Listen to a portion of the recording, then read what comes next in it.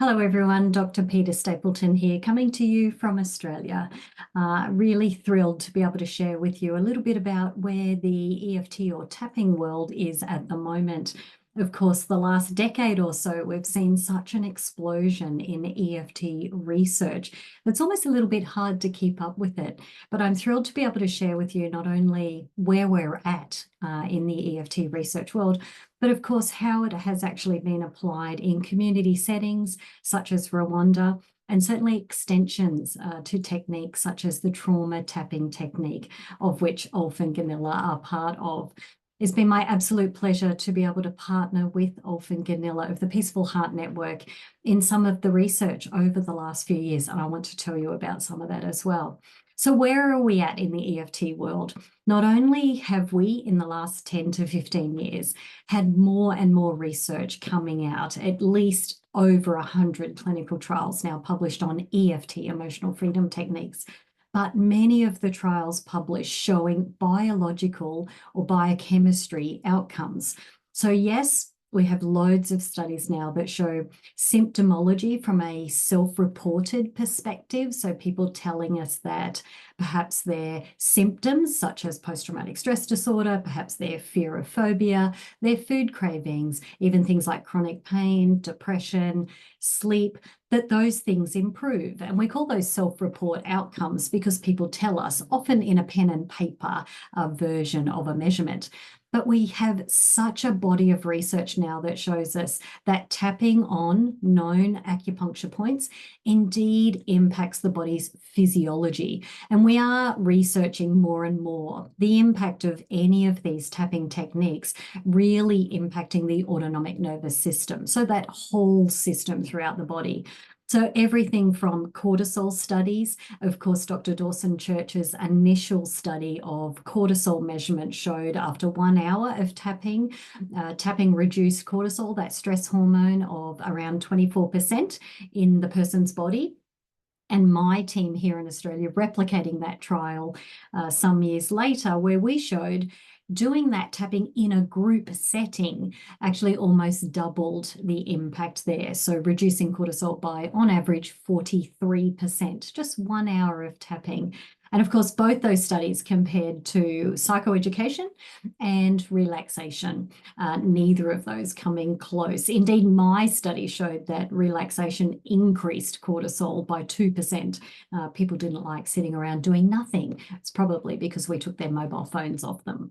So not only cortisol being impacted, but we've had studies that have looked at EEG, so brain waves normalizing after tapping. We've had studies of heart rate variability. We've also had studies looking at the brain, so functional MRI. Here in Australia, we've looked at the impact of tapping on food cravings in the brain and for chronic pain patients. And German researchers have looked at things like fear of flying and other imagery such as fear-inducing images or disgust.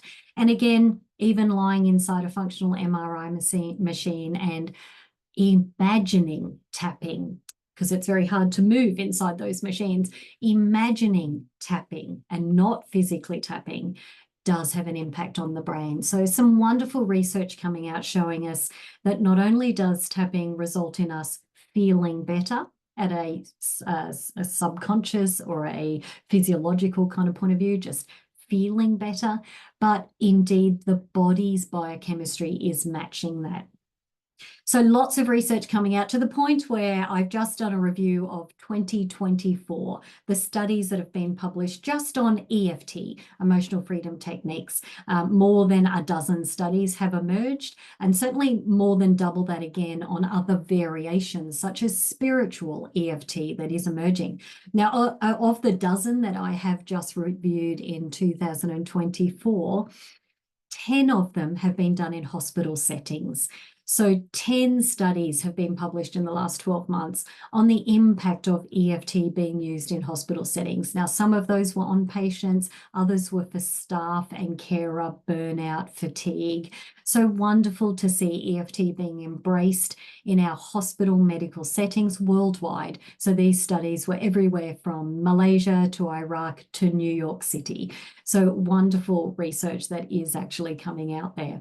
Which brings me now to the research that I I have done with the Peaceful Heart Network, and Ulf and Gunilla being instrumental in sharing tapping techniques, particularly trauma tapping techniques. And one of our very first studies that has been published, of which I have got copies here, done on traumatized youth. So about 77 traumatized youths that went through a trauma tapping technique, and they were obviously community-led, but Ulf and Gunilla being part of that, that all met post-traumatic stress symptomology or diagnosis, and a 3-week tapping program there, dramatically, significantly reducing post-traumatic stress disorder symptomology. Some wonderful research showing that not only can tapping be blended with other modalities such as singing and music, but movement as well, but it can also be community delivered, and we are getting the exact same outcomes as we have with practitioner-led or even expert-led trials. And then one of our more recent ones, looking at evaluating the impact of teaching the trauma tapping technique just in a single session to practitioners. And then obviously they go off and deliver it at a patient or a client level, and looking at the effectiveness of just learning trauma tapping techniques from a practitioner level in one session only. And one of our other latest papers being available, and of course these can be made available to anyone to have a look at, that these practitioners, of which there were 287 who just had one single training, then consulted 1,722 clients, 1,722 clients, and were able to look at the reduction in that subjective unit of distress, so how the client felt, just in their own session there, and looking at how significant and effective that was. And I can tell you that it was absolutely significant statistically. So we look at that as researchers.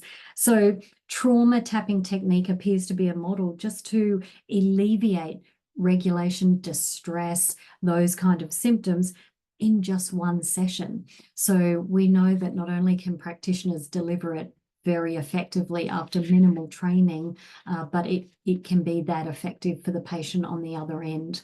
So I really hope that you enjoy learning more about what the Peaceful Heart Network has been able to do and how it is spreading the gift of tapping. We do know that the acupuncture system in the body is indeed real.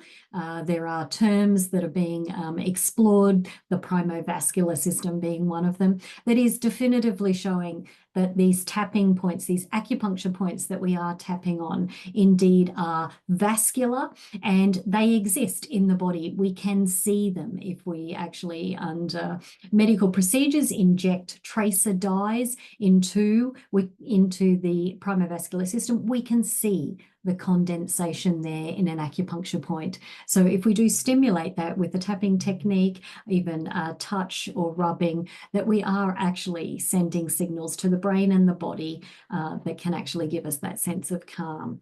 So I hope you're able to learn more from this symposium. I wish I could be there. I am on the other side of the world, and I am actively continuing our research here in Australia. Of course, we will always let you know other research trials that we do have available. They're always free of charge for people to actually participate in.